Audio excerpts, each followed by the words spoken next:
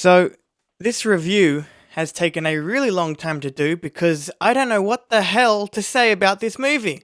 I mean, I really like it, but I just haven't found a single thing to. I know, I did like the high school aspect of this movie, seeing Peter back in school, and everything happening there. Like, a lot of people have said that they weren't that interested in the high school aspect of this movie because that's essentially the first half of it before we get into the whole Mysterio stuff.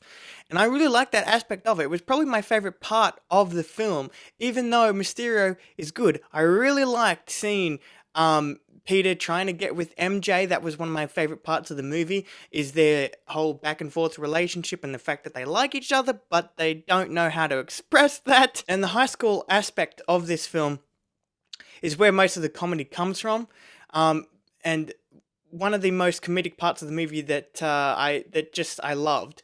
Even though it was really awkward, that's what made it so funny, and it was the Ned and Betty relationship thing in this movie. I don't know if you can call it a relationship, but it was really funny and one of my most favorite comedic parts of the movie. But other than that, I don't know what else to say.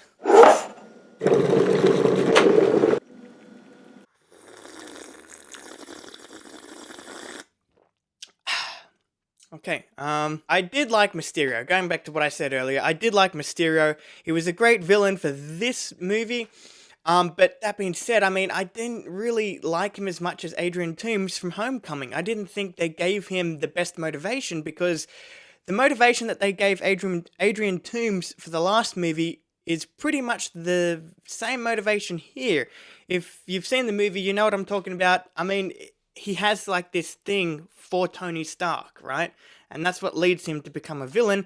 And the fact that he's a little mentally unstable, which is a thing that they've been recycling since the first Spider-Man film. So I didn't think that his motivation in this movie was the best. But then again, even though Mysterio doesn't have the best motivation in this movie, what he is to Peter Parker in this movie makes this another great Spider-Man film. In my personal opinion, not one of my favorites concerning like Homecoming or Into the Spider-Verse or even Spider-Man 2.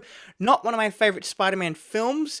Still a really good film, and the second half of this movie is what everyone is praising, which is, I actually can't say what it is, but it involves Tony Stark's death, right? Spoilers for Endgame. If you haven't seen it, well then that's your mistake then. But the effect of Tony's death in Endgame has a huge part in this movie and impacts Peter's choices concerning Quentin Beck.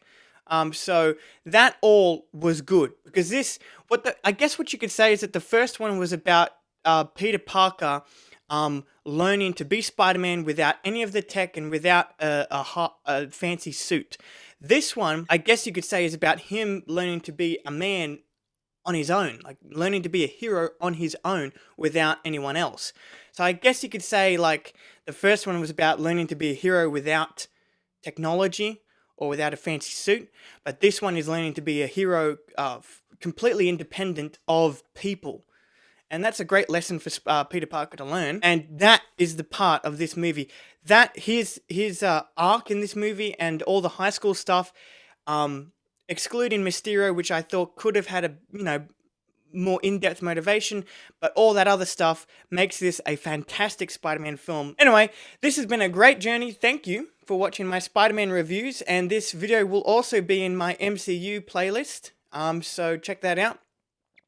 I'll see you guys in the next video.